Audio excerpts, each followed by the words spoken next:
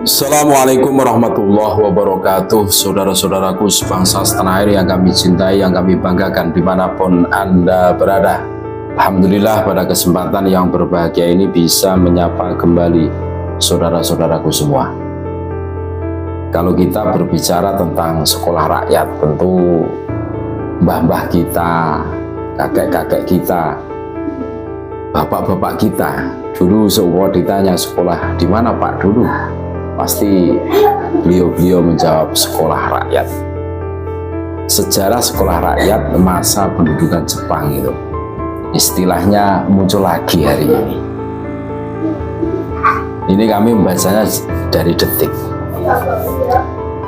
Menteri Koordinator Bidang Pemberdayaan Masyarakat Menko PMK Muhaimin Iskandar mengatakan Presiden RI Bapak Prabowo Subianto akan membangun sekolah rakyat di bawah Kementerian Sosial Kemensos.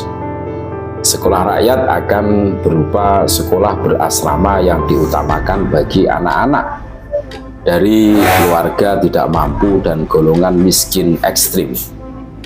Caimin mengatakan uji coba sekolah rakyat akan berlangsung di 3 titik di Jabodetabek tanpa dipungut biaya.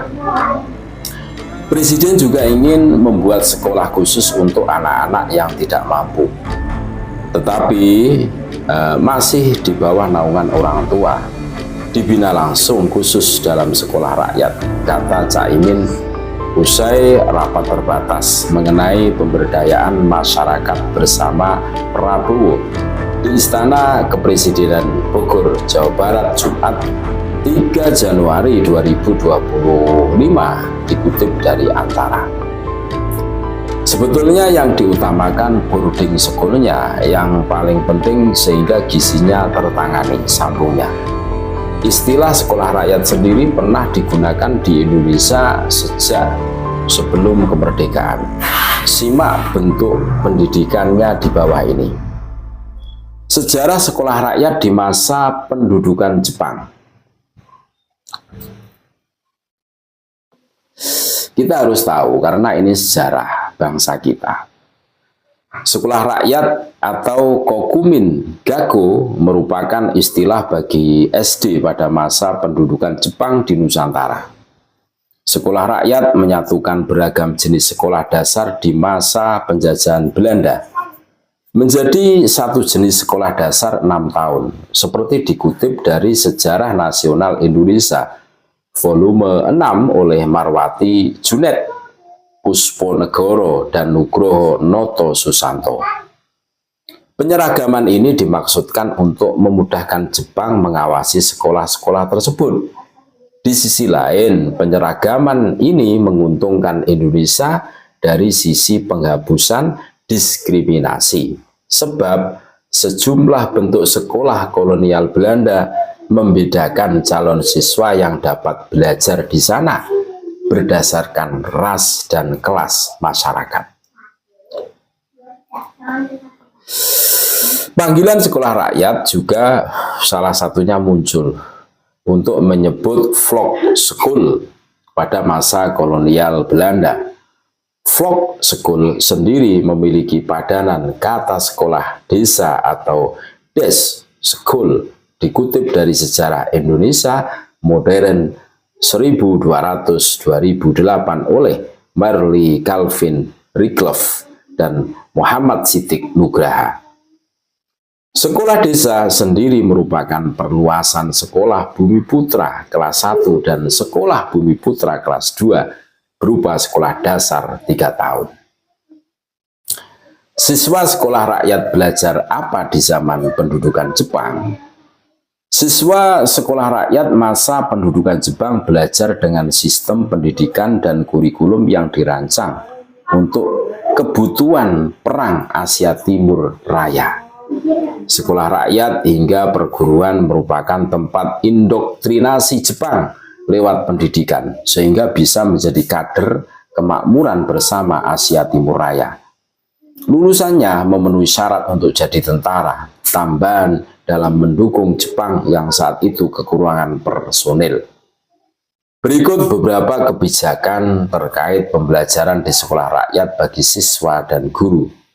Doktrinasi Haku Isiu atau 8 benang di bawah satu atap, yaitu pembentukan lingkungan yang didominasi Jepang pada bagian-bagian besar dunia.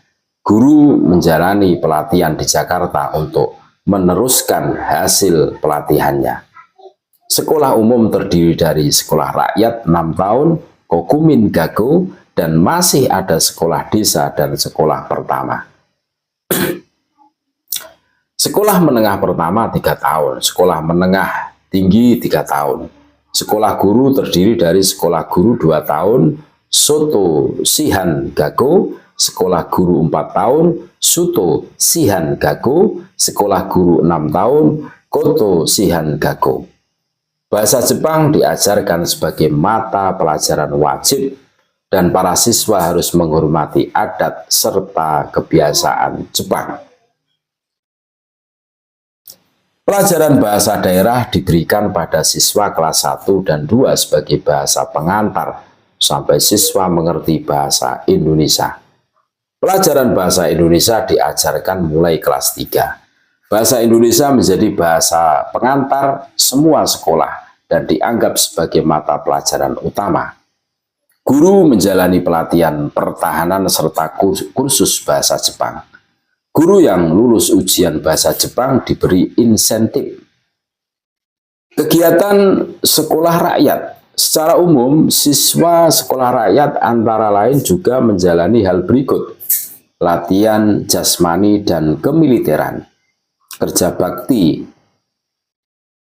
kin roh yosi seperti mengumpulkan bahan untuk perang, menanam bahan makanan, membersihkan asrama, memperbaiki jalan.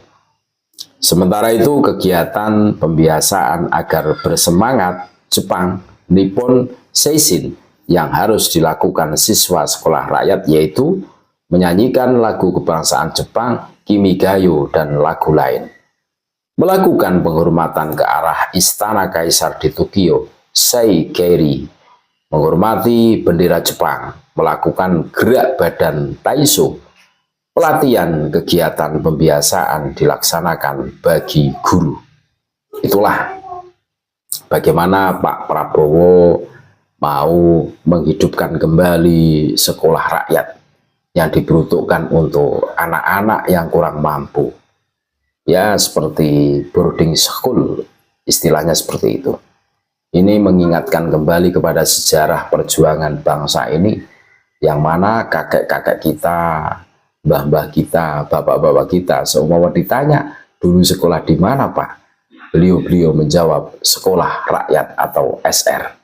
Terima kasih, tetap NKRI harga mati, Nusantara milik kita. Assalamualaikum warahmatullahi wabarakatuh.